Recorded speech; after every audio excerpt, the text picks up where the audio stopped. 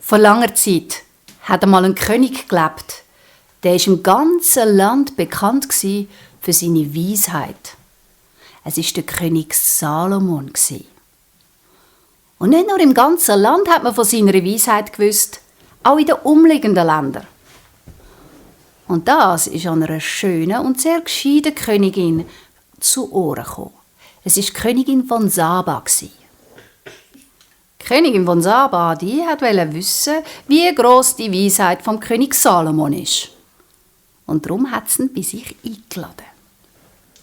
Sie hat ein grosses Fest veranstaltet. Ein Haufen Gäste waren eingeladen.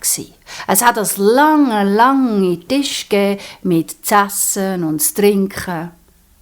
Die zwei haben sich gut unterhalten, Musik hat gespielt, die Gäste haben geplaudert. Und als fertig sie mit Essen, steht sie auf. Sie nimmt den König Salomon beim Arm und führt ihn über zu einem grossen Saal. Die vielen Gäste sind ihnen nachgelaufen. Die Diener sind gekommen und haben die Saaltüren aufgemacht. Und jetzt hat sich ihnen ein unglaublicher Anblick geboten. Der ganze Saal war gefüllt mit Blumen. Wunderschöne Blumen. Blumen in allen Farben, Formen, Grössen. Sie hat die grössten Künstler und Handwerker angestellt, dass sie Blumen machen. Weil keine von diesen Blumen war echt. Mit einer Ausnahme. Eine war eine richtige Blume.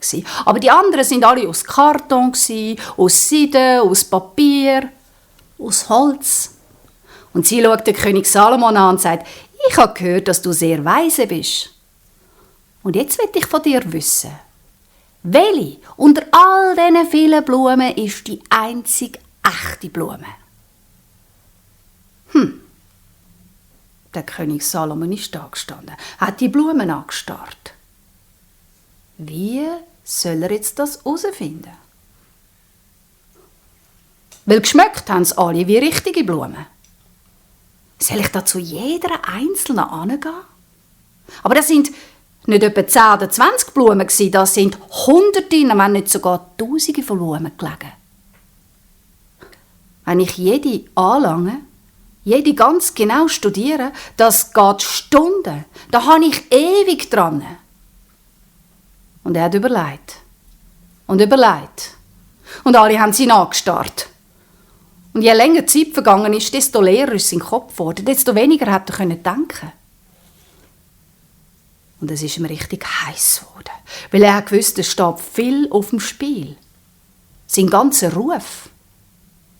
Und es ist ihm noch heißer und noch heißer und noch heißer geworden. Und irgendwann haltet es nicht mehr aus. Ich komme ja keine Luft mehr über. Kann man da nicht Pfeil drauf machen? Und die anderen sind gesprungen und haben Pfeil drauf gerissen. Und jetzt ist tatsächlich eine kühle Brise gekommen. Und mit dem Lüftli ist auch ein Bienenli eingeflogen. Und der König Salomon hat das Bienenli beobachtet. Und er ist ihm mit den Augen gefolgt. Und da hat er gesehen, wo das Bienenli absitzt. Es ist auf der einzigen Blume im ganzen Saal abgesessen.